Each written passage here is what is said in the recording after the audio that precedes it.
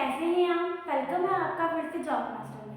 आज हम साइंस का एक नया चैप्टर करेंगे और बहुत ही इंटरेस्टिंग चैप्टर करेंगे जिसका नाम है साउंड। अब जो साउंड क्या होती है? साउंड तो हर एक इंसान ने सुनी है। साउंड का मतलब क्या है? आवाज़, किसी भी चीज़ की आवाज़। अब देखो कोई भी चीज़ है तो वो क्या क्रिएट करती है? साउंड क्रिएट करती है, आवाज़ क्रिएट करती है। तो हम इसके बारे में पढ़ेंगे कि साउंड होती क्या है, हमारे कानों तक कोई भी आवाज़ कैसे पहुंचती है, इसके बारे में आज हम डिटेल में पढ़ेंगे। तो सबसे पहले हम पढ़ेंगे अपने इस चैप्टर में साउंड। अब साउंड के अंदर आज हम कौन कौन से टॉपिक कवर करेंगे? तो सबसे पहले है साउंड क्या होती है, what is sound. Second, characteristics of sound wave. Third, frequency क्या होती है, टाइम पीरियड क्या होता है, एम्पलीट्यूड क्या होता है, और साउंड की रिफ्लेक्शन। रिफ्लेक्शन ऑफ साउंड का मतलब क्या है कि कोई भी आवाज हमारे कानों तक पहुंचती कैसे है, हमें कोई भी आवाज कैसे सुनाई देती है। तो आइए हम चैप्टर को अच्छे से डिटेल में करते हैं। तो सबसे पहले हम नेक्स्ट करेंगे साउंड। अब साउंड क्या होती है? साउंड का मतलब मैंने आपको बताया कि साउंड का मतलब क्या है, आवाज। Sound is a form of energy. जो साउंड है वो एक एनर्जी की फॉर्म में पाई जाती है। एनर्जी की फॉर्म में कैसे? देखो अब मैं जैसे बोल रही हूँ तो मेरे बोलने में क्या लग रही है, एनर्जी लग रही है। अब मेरे बोलने में एनर्जी लग रही है तो जो साउंड है वो एक एनर्जी की फॉर्म में पाई जाती है। इसी को हम क्या बोलते हैं, sound. Second, the sensation feel by our ear is called sound. Sense आपको तो पता ही है, हाथों से हम फील करते हैं, ठीक है, और क्या कहते हैं, कानों से हम सुनते हैं। तो जो हमारे कान है वो एक सेंसेशन का काम करते हैं, साउंड को सुनने का काम करते हैं। उसी को हम क्या बोलते हैं, साउंड। जब हमारे कान, जब हमारे ईयर सेंसेशन फील करते हैं उसे हम क्या बोलते हैं, साउंड। थर्ड पॉइंट है sound moves in the form of wave. अब जो साउंड है वो एक वेव में फॉर्म, ठीक है, वेव में मूव करती है। Sound is produced by vibrating object. देखो जो साउंड है वो कैसे प्रोड्यूस होती है, तो साउंड वाइब्रेशन से प्रोड्यूस होती है। हमेशा याद रखना कि जब भी साउंड प्रोड्यूस होती है वो हमेशा वाइब्रेशन से प्रोड्यूस होती है। जब आपका ऑब्जेक्ट वाइब्रेट करेगा, जब कोई भी ऑब्जेक्ट वाइब्रेट करेगा तब साउंड प्रोड्यूस होगी, अदरवाइज साउंड प्रोड्यूस नहीं होगी। साउंड वेव और लॉन्गिट्यूडनल मैकेनिकल वेव होती है। अब सेकंड लास्ट पॉइंट है कि जो साउंड है वो कभी भी वैक्यूम में ट्रैवल नहीं करती है। सबसे पहले जो साउंड है वो एनर्जी की फॉर्म में पाई जाती है, मैंने आपको बताया। देखो अब जो साउंड है वो हमारे कानों तक पहुंचती कैसे है, उसे एक मीडियम चाहिए। अब वो मीडियम क्या है, एयर। अब जो साउंड है वो किस मीडियम से ट्रैवल करती है, किसी भी चीज को कोई ना कोई मीडियम तो चाहिए ना ट्रैवल करने के लिए। तो साउंड को कौन सा मीडियम चाहिए ट्रैवल करने के लिए, एयर। अब एयर में भी क्या होता है, एयर में एयर पार्टिकल्स होते हैं जिसकी वजह से जो हमारी साउंड है वो क्या करती है, मूव करती है। तो इतना आपको समझ आ गया, साउंड एनर्जी की फॉर्म में पाई जाती है। एयर जब सेंसेशन करते हैं उसे हम साउंड बोलते हैं। साउंड जो है वो वेव के थ्रू ट्रैवल करती है। साउंड वाइब्रेशन, जब दो ऑब्जेक्ट वाइब्रेट करते हैं साउंड प्रोड्यूस होती है। अगर दो ऑब्जेक्ट में वाइब्रेशन नहीं होगी तो आपकी साउंड प्रोड्यूस नहीं होगी। साउंड लॉन्गिट्यूडनल मैकेनिकल वेव होती है और वैक्यूम में साउंड कभी भी ट्रैवल नहीं करती। नेक्स्ट करेंगे आगे। अब आपका नेक्स्ट टॉपिक है propagation of sound wave. Propagation of sound wave का मतलब क्या है? देखो कोई भी ऑब्जेक्ट को जब आप वाइब्रेट करते हो, जब किसी भी ऑब्जेक्ट को मैं हिलाती हूँ वो आगे जाके फिर पीछे आता है, मतलब टू एंड फ्रो मोशन करता है। टू एंड फ्रो मोशन का मतलब क्या, आगे जाना फिर वापस आना, आगे जाना फिर वापस आना। तो देखो ये तो आपको पता होगा कि टू एंड फ्रो तो ऑसिलेशन में भी होती है। तो क्या ऑसिलेशन भी साउंड प्रोड्यूस करती है? नहीं, ऑसिलेशन साउंड प्रोड्यूस क्यों नहीं करती, क्योंकि उसमें फ्रीक्वेंसी या इंटेंसिटी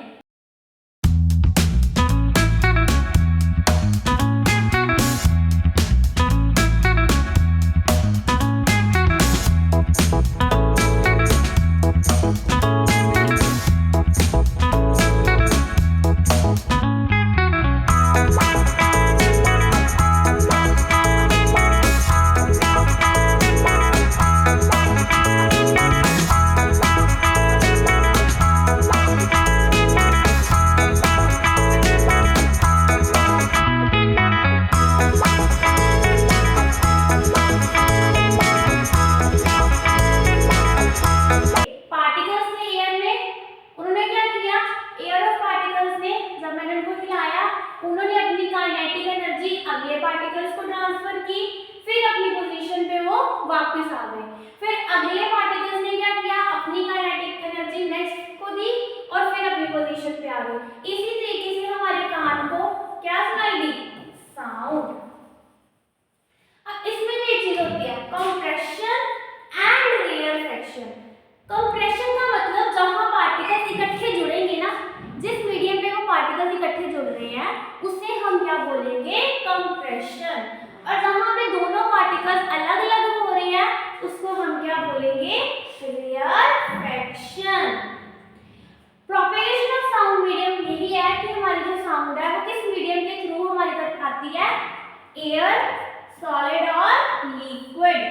अब हमने बोला है in which medium sound propagation is faster, किस मीडियम में जो साउंड है वो फास्ट पाई जाती है, तो सॉलिड में, सबसे ज्यादा सॉलिड में, फिर लिक्विड में, फिर गैस में। सॉलिड में क्यों, देखो आपको पता है ये आपका सॉलिड है, ये लिक्विड है और ये गैस है। सॉलिड में जो पार्टिकल होते हैं वो टाइटली पैक्ड होते हैं और इनमें कंप्रेशन भी क्या होता है, ज्यादा, ठीक है।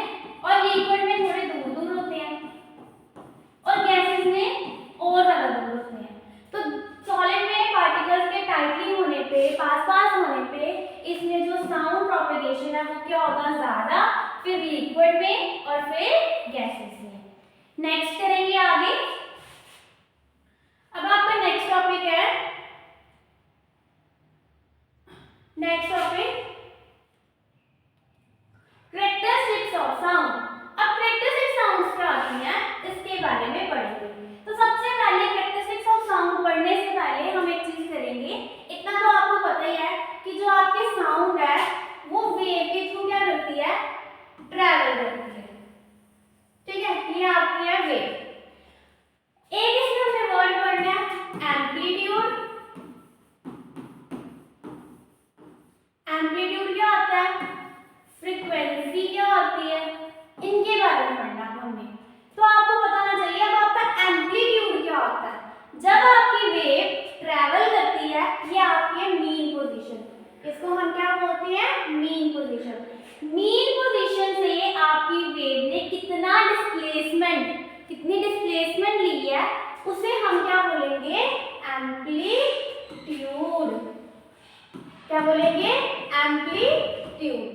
कि मीन पोजीशन से, ये मीन पोजीशन से जो आपकी पीक है वो कितनी डिस्प्लेसमेंट पे गई है उसे हम क्या कहते हैं, एम्पलीट्यूड। नेक्स्ट वर्ड है फ्रीक्वेंसी। अब फ्रीक्वेंसी क्या होती है कि 1 सेकंड में कितनी वेव की फॉर्मेशन बनी है उसे हम क्या बोलेंगे, फ्रीक्वेंसी। जैसे ये वेव ऊपर गई फिर नीचे, ये एक टू एंड फ्रो एक पूरा कंप्लीट साइकिल किया, इसे हम क्या बोलते हैं, फ्रीक्वेंसी। मान लो यहां से लेके यहां तक 1 सेकंड में कितनी वेव हुई, 1 2, तो 1 सेकंड में कितनी वेव फॉर्मेशन हुई, 2। यही क्या होती है हमारी फ्रीक्वेंसी। अब हम इसके कैरेक्टरिस्टिक्स करेंगे। सबसे पहले है लाउडनेस। लाउडनेस का मतलब क्या होता है, लाउडनेस का मतलब क्या होता है, देखो जैसे अब मैं धीरे बोलूंगी तो आपको जो सुनाई है वो थोड़ा कम देगा, बट जब मैं ज्यादा जोर से बोलूंगी तो आपको सुनाई प्रॉपर्ली देगा। इसी को ही हम क्या बोलते हैं, लाउडनेस। अब जो आपकी लाउडनेस है वो डिपेंड करती है एम्पलीट्यूड पे। जो लाउडनेस है वो किस पे डिपेंड करती है, एम्पलीट्यूड के स्केयर पे। जितना एम्पलीट्यूड होगा उतनी आपकी क्या होगी, लाउडनेस होगी, ठीक है। देखो यहाँ पे अब जो एम्पलीट्यूड है वो थोड़ा कम है तो जो लाउडनेस वो क्या है, सॉफ्ट, थोड़ी धीरे। यहाँ पे एम्पलीट्यूड की जो आप देख ही सकते हो कि यहाँ पे एम्पलीट्यूड की क्या है, ज्यादा, और यहाँ पे क्या है, लाउड। कोई भी आवाज आपको लाउडली सुनाई देगी।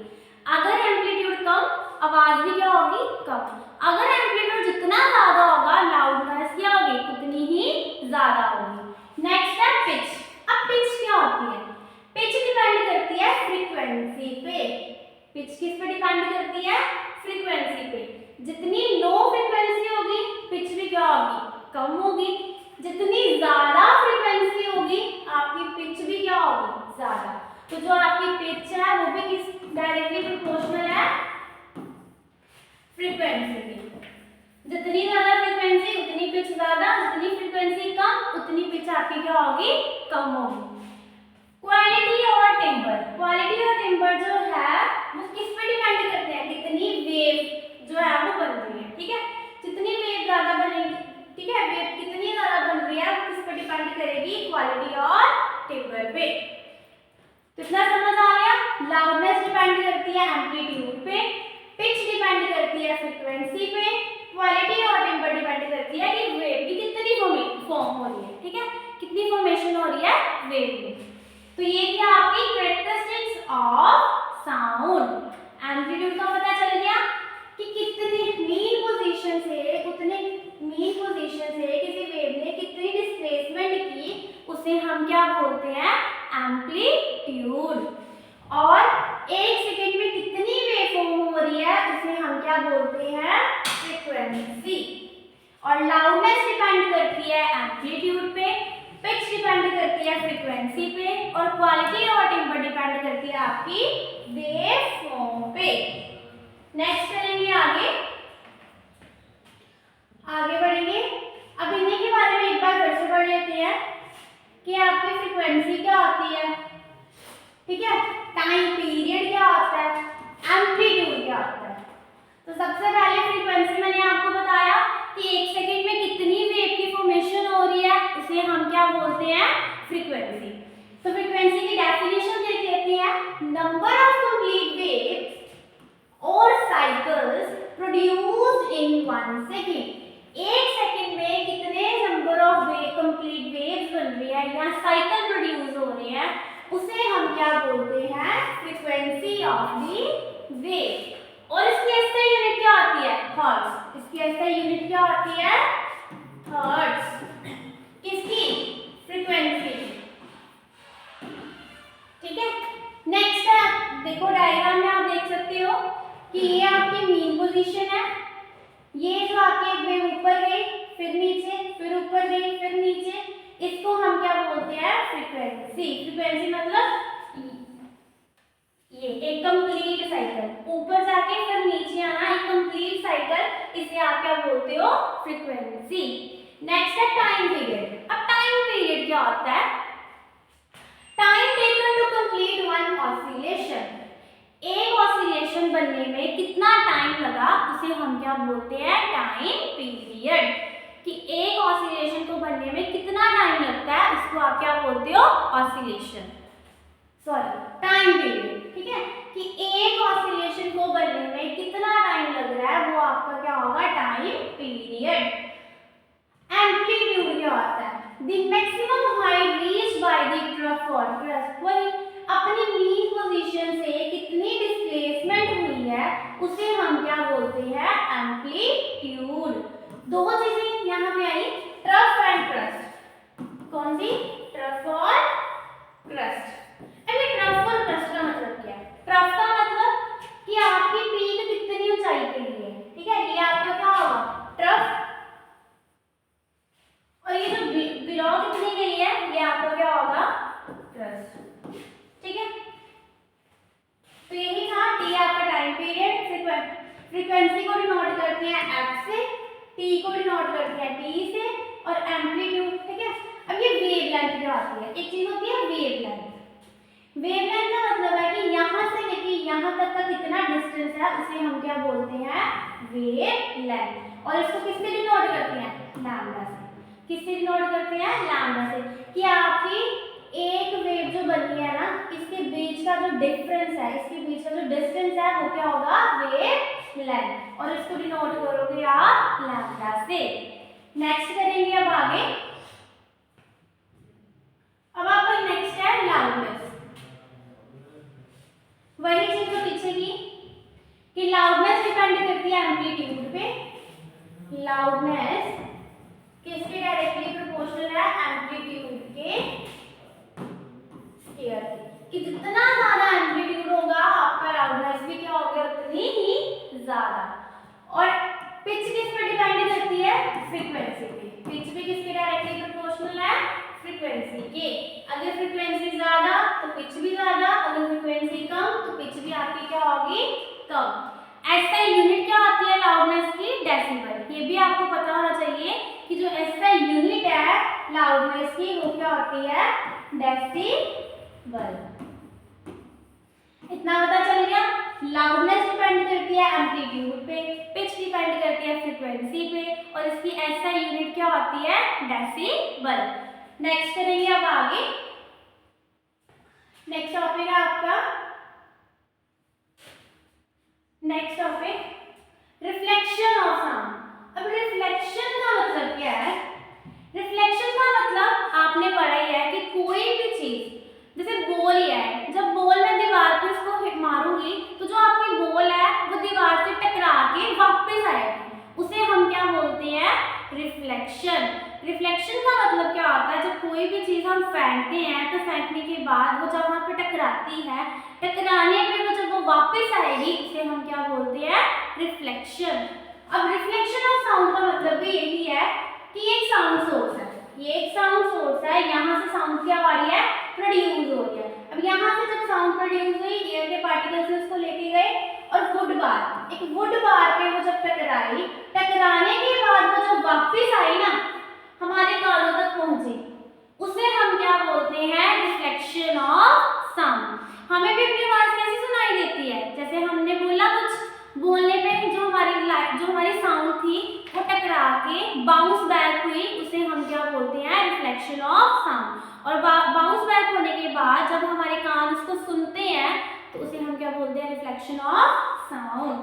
तो यही आपकी रिफ्लेक्शन ऑफ साउंड कि साउंड सोर्स से आवाज गई एयर पार्टिकल्स के थ्रू, ठीक है, मीडियम से ट्रेवल हुई, वुड बार से टकराई, टकराने के बाद हमें वो सुनाई दी, उसे हम क्या बोलते हैं, रिफ्लेक्शन ऑफ साउंड।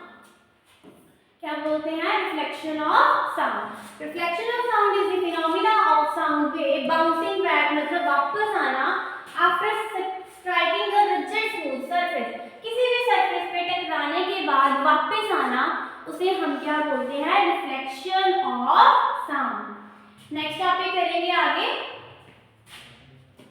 अब इसका नेक्स्ट टॉपिक है इको। अब ये इको क्या है, इको का मतलब क्या होता है, इको का मतलब भी the repetition of sound caused by the reflection of sound wave is called echo। कभी भी आप एक पहाड़ी इलाके पे गए हो और आपने वहां से आवाज मारी हो तो आपको सुनाई देता है कि जो आपकी आवाज है वो रिपीट हो रही है, ठीक है। अगर आप अपना नाम ही वहां पे बोलते हो तो जो आपका नाम है वो 2-3 बार रिपीट होके आपको वो चीज सुनाई देती है, तो जो रिपीट होके वो हमें चीज सुनाई दी उसे हम क्या बोलते हैं, इको, ठीक है। जो हमारी साउंड है जब हम बोले तो पहाड़ से वो टकराई, टकराने के बाद वो जो हमारी आवाज थी वो हमें सुनाई दी और रिपीट होके सुनाई दी। हमने एक बार नाम बोला, अब वो जो नाम है वो 2-3 बार क्या हो रहा है, रिपीट हो रहा है और रिफ्लेक्ट होके हमें सुनाई दे रहा है, उसी को ही हम क्या बोलते हैं, इको। जैसे ये इंसान है पहाड़ी इलाके में बोल रहा है और इसकी आवाज जो है वो टकरा के इसको सुनाई देगी बट रिपीट, ठीक है। Minimum time travel should be 0.1 second to hear at echo. इसका जो टाइम है ना वो 0.1 से ज्यादा होना चाहिए। अगर 0.1 से टाइम जो है वो कम होगा और इतने कम टाइम पे अगर जो आवाज है वो टकरा के आपको सुनाई देगी ना तो जो आपको वो चीज सुनाई नहीं देगी। तो मिनिमम जो इसका टाइम है वो 0.1 से ऊपर होना चाहिए, 0.1 से नीचे नहीं होना चाहिए। नेक्स्ट करेंगे आगे। अगला टॉपिक है रिवर्बरेशन। अब ये रिवर्बरेशन का मतलब भी क्या है, रिवर्बरेशन का मतलब भी सेम है कि कोई चीज हमने बोली वो रिफ्लेक्ट होके वापस आई, बट इस केस में वो रिपीट नहीं हो रही। इस केस में क्या हो रहा है कि मान लो एक खाली कमरा है, खाली कमरे में हम जब बोलेंगे, जब मैंने बोला तो आपकी आवाज वहां पे गूंजेगी थोड़े टाइम तक, ठीक है। जब वो थोड़े टाइम तक गूंजेगी उसे ही हम क्या बोलते हैं, रिवर्बरेशन। परसिस्टेंस ऑफ साउंड, आपकी जो साउंड है वो परसिस्टेंस थोड़े टाइम के लिए वहां पे रहेगी, उसे हम क्या बोलते हैं, reverberation due to repeated reflection. There is no condition minimum maximum size of room. ये कोई मायने नहीं रखता कि आपका जो रूम का साइज है वो छोटा है या बड़ा है, ठीक है। It is present in every room, ये हर एक रूम में प्रेजेंट होती है, ठीक है। छोटा रूम है या बड़ा रूम है इसका कोई इफेक्ट नहीं पड़ता, रिवर्बरेशन हर तरह के रूम में पाई जाती है। नेक्स्ट करेंगे अब आगे हम आ गया मल्टीपल इकोस। अब ये मल्टीपल इकोस का मतलब क्या है? अब मल्टीपल इको का मतलब क्या है? इको है मोर देन वन सक्सेसिव और मल्टीपल रिफ्लेक्शन। इसमें मल्टीपल साउंड हो। मल्टीपल साउंड मतलब देखो, जैसे मैं बोल रही हूँ, मेरे सामने अगर दो बच्चे हैं तो मैं जब मैं उनको बोलूंगी तो मेरे को दिक्कत नहीं होगी, ना ही उनको सुनने में प्रॉब्लम होगी। बट अगर यहाँ पे जो संख्या है, जो बच्चे हैं, वो 50 हो जाए, अब मैं बोल रही हूँ तो हर एक, जरूरी नहीं है कि हर एक बच्चा जो है वो मेरी आवाज सुने, ठीक है। अब उनको सुनने क्या होता है कि जैसे ये आपको दिख रहा है स्पीकर है। अब ये स्पीकर क्या होता है, इस तरीके से ये स्पीकर जो है वो डिजाइन किए जाते हैं। 1 सेकेंड।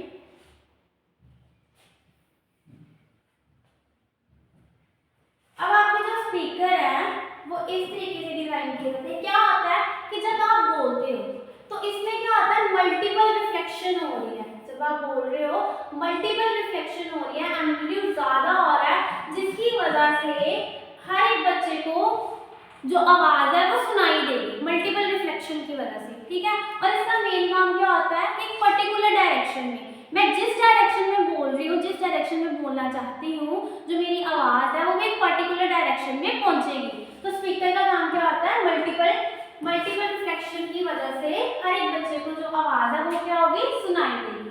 स्टेथोस्कोप का काम भी यही है, ठीक है। अभी आप देख सकते हो कि सीलिंग कर्व, जो बड़े बड़े होल होते हैं वो कर्व्ड शेप के होते हैं। कर्व शेप के क्यों, कि जब कोई बोले तो वो जो आपकी आवाज है वो हर जगह पे क्या करे, रिफ्लेक्ट करे, और रिफ्लेक्ट करके हर एक पर्सन को आपकी आवाज क्या करे, सुनाई दे। तो यही मेन फंडा होता है कि जो आपके होल होते हैं, बड़े बड़े सिनेमा थिएटर होते हैं, उनकी जो ये सीलिंग होती है वो कर्व्ड शेप में होती है। कर्व शेप मतलब मल्टीपल रिफ्लेक्शन हो, ताकि हर एक इंसान को प्रॉपरली चीज जो है वो सुनाई दे सके। नेक्स्ट करेंगे अब आगे। नेक्स्ट है फ्रीक्वेंसी रेंज। अब हर एक चीज की कोई लिमिट होती है, उसी तरीके से हमारे एयर की भी एक लिमिट वो है कि जो हमारे कान है वो 20 हर्ट्ज से लेके 20,000 हर्ट्ज के बीच में ही सुन सकते हैं। अगर 20 हर्ट्ज से कम साउंड होगी वो भी हमें सुनाई नहीं देगी, और अगर 20,000 हर्ट्ज से ज्यादा साउंड होगी तो वो भी हमें सुनाई नहीं देगी। तो जो ह्यूमन की सुनने की रेंज है वो 20 हर्ट्ज टू 20,000 हर्ट्ज होती है, ना ही इससे कम ना ही इससे ज्यादा। अगर 20 हर्ट्ज से ज्यादा कम हो उसे हम बोलते हैं इंफ्रासोनिक वेव। उसे हम क्या बोलते हैं, इंफ्रासोनिक वेव। इसकी एग्जांपल व्हेल और एलिफेंट। और अगर 20,000 से ज्यादा होगी फ्रीक्वेंसी रेंज, उसे हम बोलते हैं अल्ट्रासोनिक वेव। फॉर एग्जांपल जो डॉग है, कैट है, बैट है, वो इसमें आ जाते हैं, ठीक है। 20 हर्ट्ज से कम इंफ्रासोनिक, 20,000 हर्ट्ज से ज्यादा अल्ट्रासोनिक वेव। नेक्स्ट करेंगे अब आगे सोनार। अब ये सोनार क्या है, सोनार जो है वो शिप्स में यूज होती है। शिप्स में कैसे, पहले तो इसकी फुल फॉर्म है sound navigation and ranging. Sonar is a apparatus which is used to find the depth of the sea। सोनार एक ऐसा apparatus होता है जिससे हम समुद्र की गहराई को क्या कर सकते हैं, नाप सकते हैं। हमें पता चलता है कि समुद्र की जो गहराई है वो कितनी है, अंडर वाटर थिंग्स, और उसमें कौन कौन सी थिंग्स है, जैसे शॉलफिश होगी, शिपरेक्स होंगे, आपकी एनर्जी सबमरीन्स होगी, ठीक है। क्या होता है कि जैसे एक बोट है, अब आपकी बोट को कैसे पता चलता है कि नीचे कुछ है या नहीं, तो यहाँ पे दो apparatus लगाए जाते हैं, ट्रांसमीटर, क्या लगाए जाते हैं, ट्रांसमीटर, और दूसरा apparatus है आपका रिसीवर। एक ट्रांसमीटर और दूसरा रिसीवर। अब ट्रांसमीटर से जब आपकी अल्ट्रासोनिक वेव नीचे गई, नीचे सरफेस था, टकरा के वो वापस रिसीवर के पास आई, तो रिसीवर ने क्या किया, रिसीवर ने बता दिया कि नीचे इसकी गहराई कितनी है, या फिर नीचे कोई मटेरियल है। तो जिसकी वजह से हमें पता चलता है। तो सोनार का काम ही क्या है, सोनार एक ऐसा apparatus है जिससे हम समुद्र की गहराई को माप सकते हैं और समुद्र में क्या चीजें हैं उसका पता कर सकते हैं। और सोनार में दो apparatus होती है, ट्रांसमीटर और रिसीवर। ट्रांसमीटर से अल्ट्रासोनिक वेव नीचे जाएंगी और टकरा के रिसीवर के पास आएंगी, जिससे पता चलेगा कि उसकी गहराई कितनी है, कितनी नहीं। नेक्स्ट करेंगे अब आगे। नेक्स्ट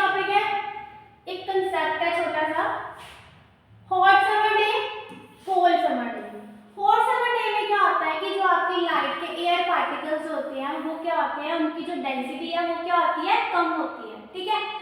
और कोल्ड विंटर डे में जो आपके एयर पार्टिकल्स हैं वो थोड़े हैवी होते हैं, जिनकी जो डेंसिटी है वो क्या होती है, ज़्यादा, हाई। इतना आपको पता चल गया। अब एक चीज़ याद रखना कि जो स्पीड है वो डायरेक्टली प्रोपोर्शनल है डेंसिटी, सॉरी इनवर्सली प्रोपोर्शनल है। अगर स्पीड ज़्यादा होगी तो डेंसिटी क्या होगी, कम, और अगर डेंसिटी ज़्यादा होगी तो स्पीड क्या होगी, कम। अब देखो हॉट समर डे में आपकी डेंसिटी क्या है, कम, तो स्पीड क्या होगी, ज़्यादा।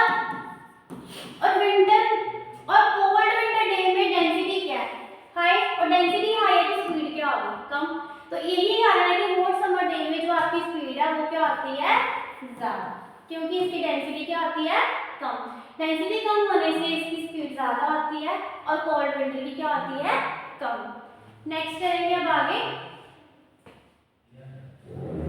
अब लास्ट आपका टॉपिक है स्ट्रक्चर ऑफ ह्यूमन एयर।